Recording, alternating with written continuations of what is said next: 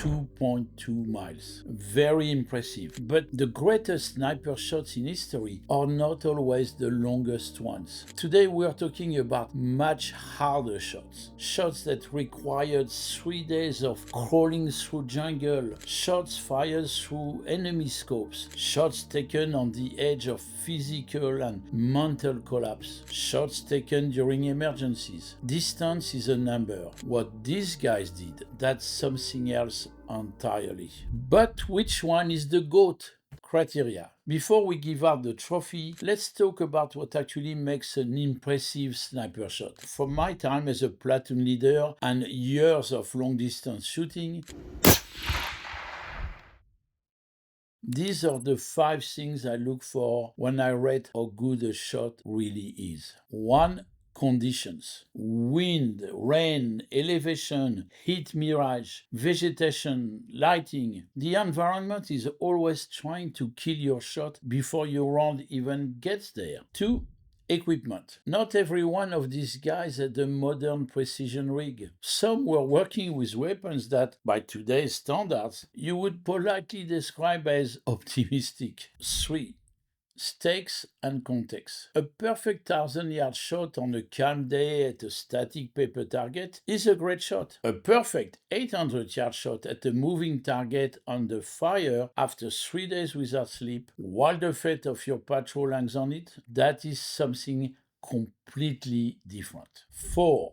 Patience and craft. The shot itself is often the last 5 seconds of a job that took days. The approach, the concealment, the stalking, the waiting, that is the real work. 5. The enemy. Sometimes what makes a shot legendary is who you were shooting at and what they were doing to make it hard. I will be giving between 1 and 5 points for each category, depending on the difficulty. The more points, the more impressive the shot. Wow! And we start with a shot that sounds like part of an old Western movie. Fantastical, but true. 6. The Buffalo Hunter. June 27, 1874. 700 Cheyenne, Comanche, and Kiowa warriors surround a Buffalo Hunter's camp in what is now Hutchinson County, Texas. The defenders, only 28 men and 1 woman. But one of those men is Billy Dixon. The next day, he saw about 20 warriors scouting a mesa overlooking the camp. Not good.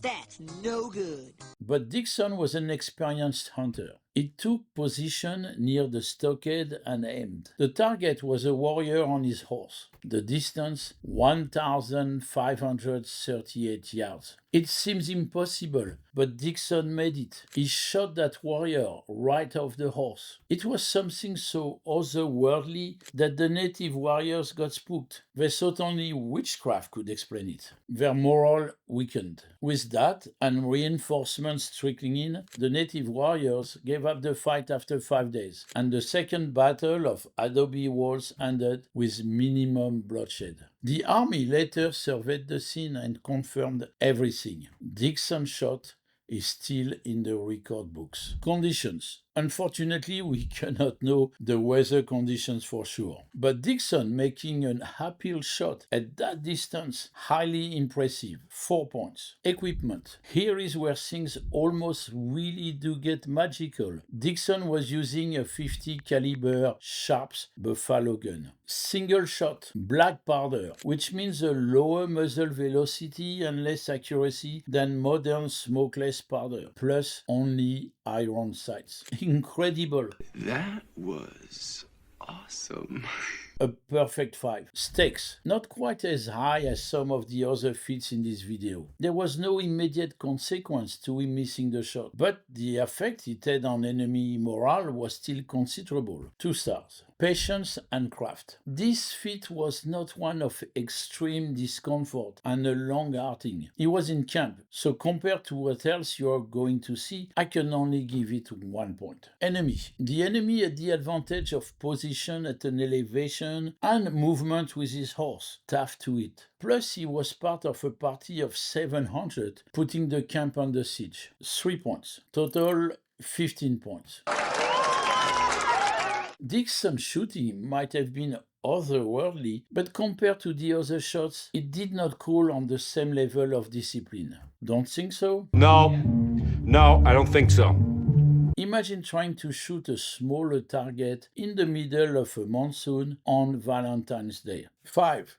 The Valentine's Day Massacre. Not 1929, 40 years later. Not Al Capone. Chuck Mawhinney with 103 confirmed kills to his name. The highest confirmed kills in Vietnam. Here is the situation. Mawhinney's unit got word that a North Vietnamese platoon was trying to cross a river near Da Nang. It was in the middle of a monsoon, so air support was not coming. But not today. Mawhinney had an answer. He got on the riverbank and waited. When the entire enemy platoon was crossing to the other side, he started shooting. Not by sweeping his rifle barrel from guy to guy, but by keeping it mostly on one spot. He already scouted the river. He figured out the exact spot where the current would force them to slow down. So the enemy came to him. Easy, right? Well, he could not see the enemy all that well, not directly anyway. He had to look at the disruption of the surface of the water caused by their movements. Yeah, he was that precise. But even he probably did not expect what he did next. He fired 16 rounds and made 16 separate headshot kills in 30 seconds. As Mawhinney watched the bodies get swapped in the current, he knew he had single-handedly beaten back the enemy attack. What was left of the NVA platoon retreated in panic. Rating. Conditions. Terrible. Terrible.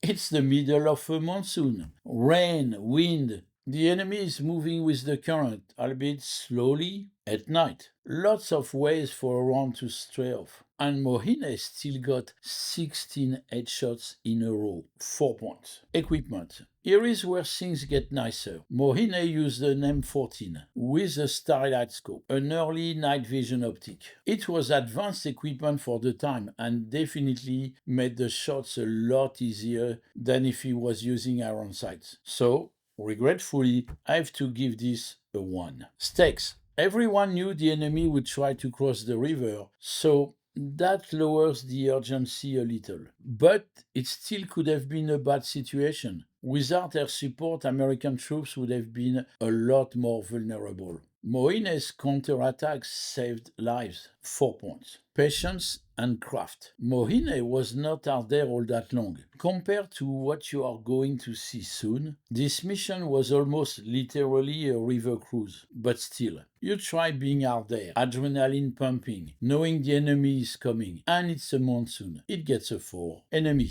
The enemy was unprepared and taken by surprise. Compared to what we will see coming, this was a big blessing for a sniper to have. The conditions made him hard to find and allowed him to take that many shots to begin with. Still, there were a lot of guys to deal with. I give it a 3. Total 16 points. Again, amazing shooting, but there's a lot more to being a sniper than just shooting. Sometimes the earth itself is against you. 4.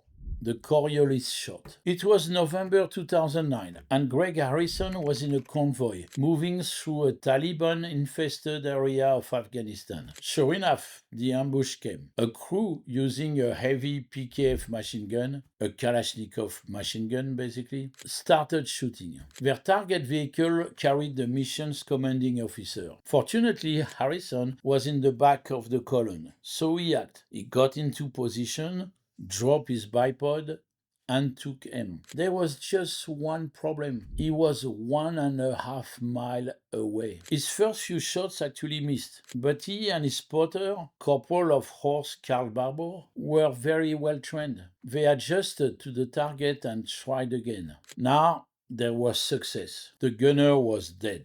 And yet Harrison was not done. When the other gunner took over the PKF, Harrison dropped him too. Then he actually realized that the PKF was the real problem, and he dropped a round through that too. So It was not just the longest sniper shot at the time, it was the 3 longest sniper shots, all verified by the laser rangefinder of an Apache helicopter. Rating. Conditions. We know that distance was not everything, but it was awful here. It was so vast that the bullet took about 6 seconds to impact. Harrison and his spotter even had to account for the Earth's rotation to make the shots. Even the temperature of the muzzle can affect the shot significantly at this range because it will change the muzzle velocity. That is a lot to think about in the heat of a firefight. But luck was on Harrison's side. The conditions were calm that day. There was not much wind and it was clear. So as spectacular as this shot was, I cannot give it a perfect 5 on conditions. 4 points. Equipment. Harrison was using an Accuracy International L115A3, chamfered in 338 Lapua Magnum. Very similar to my lovely, more modern Accuracy International AXSR. Watch my video on the world's best sniper rifles and you'll see why the 338 Lapua is my favorite sniper round. It was excellent equipment, but it does not lower the score, because the distance was still twice the rifle's effective range. I usually practice mostly at 1250 and 1550 yards. It took pure skill to compensate. 5 points. Stakes. If Harrison does not make that shot, several troops would get hurt or killed. 5 points. Patience and craft. Field craft was not as much of a factor here. Unfortunately, this was not a long-haul mission. But Harrison and Barber had to hit a very distant target in the heat of the moment, making sure to keep their discipline in a tough situation. 3 points. Enemy. The Taliban machine gun crew did not hear the shots because they were too busy firing on Harrison's unit. They also did not have patrols as far out as Harrison was. That helped. Since the enemy was not that sophisticated, I have to give this 2 points. It is just not the same as the things you're about to see. Total 19 points. The man who held the record before Harrison was in an even tougher situation, even though the distance was thankfully just a little bit less imposing. 3. A record holder. Distance might not be the be-all and all, but it mattered again here, in the mountains of Afghanistan. It's Operation Anaconda, 2002. And American forces are not the only ones there to destroy the Taliban and Al-Qaeda. Among the units is Princess Patricia's Canadian Light Infantry. It sounds polite, maybe even wimpy. Be polite. Then they actually fought and show how good they were. Classic Canada at the time. Rob Furlong was no different. He brought down more enemies in 9 days than he ever likes to talk about.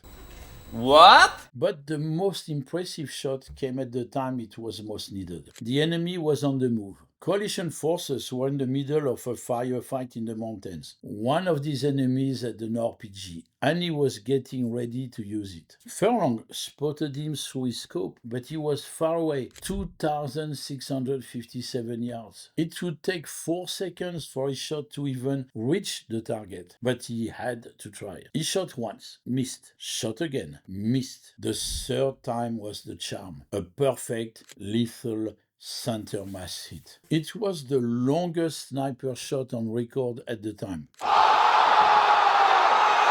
But look at the rating to see how impressive it really was. Rating.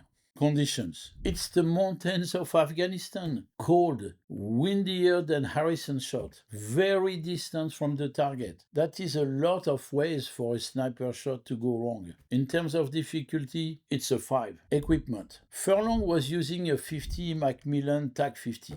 Good to cover that distance. But it would have added to the difficult conditions because of how heavy it is. About 26 pounds, unloaded. And it was designed as an anti-material round, so not as accurate as more modern calibers. While it was a good weapon for the job, imagine having to lug that thing in the mountains.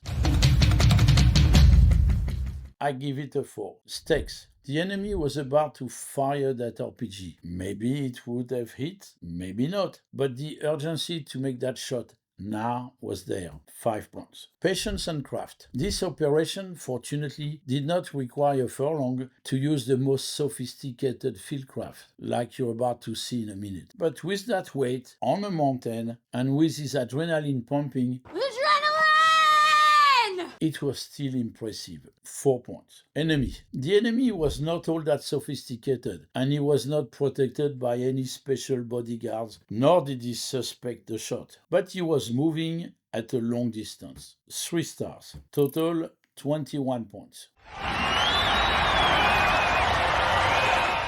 There is no denying how special this shot was, with how challenging the conditions were and how much it mattered that Furlong made that shot. The urgency was even higher in Vietnam, when a certain white feather had no choice but to agree to a duel. 2. White feather versus Cobra. Overview. Carlos, the white feather, Hathcock, became so notorious among the communists in Vietnam that they put a $30,000 bounty on his head, about $300,000 today. And the Cobra came to collect. This was a notorious Viet Cong sniper, already responsible for the death of several Marines, including some right near the base at Hill 55, to draw Hathcock into the jungle. Welcome to the jungle. We got fun and games. Hathcock and his spotter, John Roland, took the bait. The hunt was on. Hathcock knew that the Cobra was not like a lot of his other opponents. This was a man with serious skills. In fact, Hathcock would have been dead if he had not tripped over a fallen tree in the first phase of the duel. That was the exact moment the Cobra made his shot. So instead of hitting Hathcock, the bullet hit his spotter's canteen. Hathcock and his spotter, John Roland, wound up having to go all the way to the opposite side of where they started. As you might have guessed by now, the terrain was rough. This was the jungle. It was slow. It was uncomfortable, but it paid off. Hathcock and Roland wound up outmaneuvering the Cobra and took his old spot, which happened to be the place where the sun was at their back. Meanwhile, the Cobra wound up in the glare of the sun, so his rifle scope glinted through the thick vegetation, and that gave him away. Was it an advantage? Yes, but not as big as you might think. Hathcock pulled the trigger. The bullet went right through the Cobra's scope, a less than 2-inch target, and killed him. But for that to happen, it also meant that the Cobra had his rifle fixed on Hathcock and was about to pull the trigger too. So the only reason Hathcock survived, again, was because he was able to process the decision to fire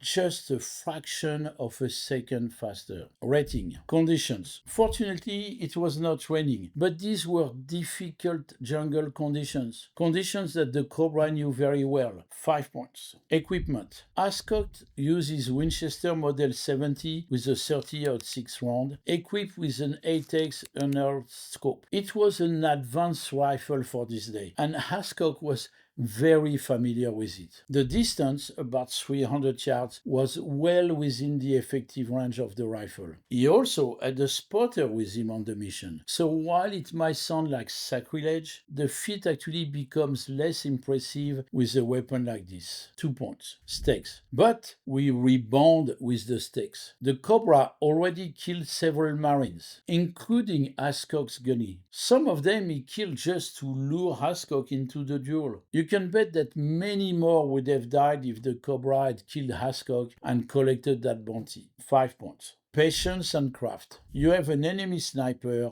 hunting you and your buddy down in tough conditions that will make you want to get out of there. And yet, Hathcock still outmaneuvered his enemy into an unfavorable position after almost dying. What do you think? Perfect 5. Enemy. As a sniper, killing another experienced sniper is one of the hardest shots to make. 5 points. Full count, 22 points. And we are still not done with Hathcock. If you watch some of my other videos, you know what's coming next. And please subscribe, since it helps my shots get more credit too. 1. A crawl through the jungle. 5 days, and a shot that lasted only a few heart-pounding seconds. The mission looks simple on paper. Get in, make the shot against a North Vietnamese general, get out. But generals do not tend to appear out in the open. They are usually in secure places with scores of patrols to protect them. This one was no different. In order to get close enough to make the shot, Hathcock first had to crawl for about 1,500 yards. The shot was not just about crawling that distance. He was not even crawling. He had to slither around like a snake, belly in the mud, face in the dirt. He had to wait for the wind to blow the right way so he would not be seen in the grass. It was a game of inches.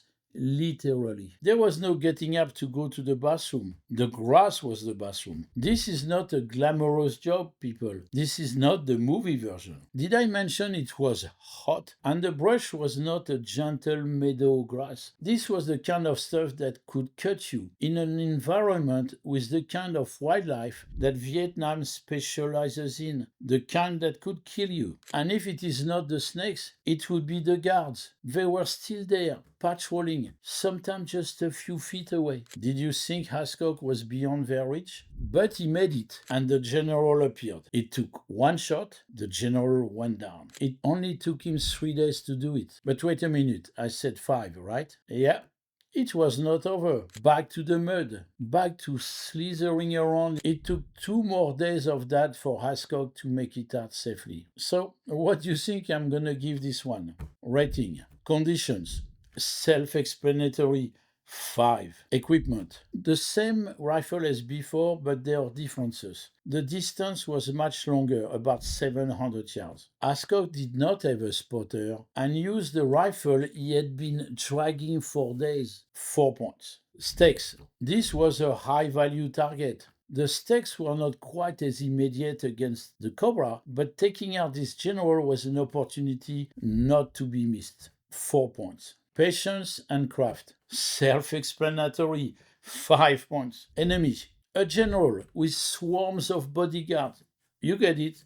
5 points. Total 23 points. Actually, I would make this 24 by giving 6 points for the art of this world craftsmanship.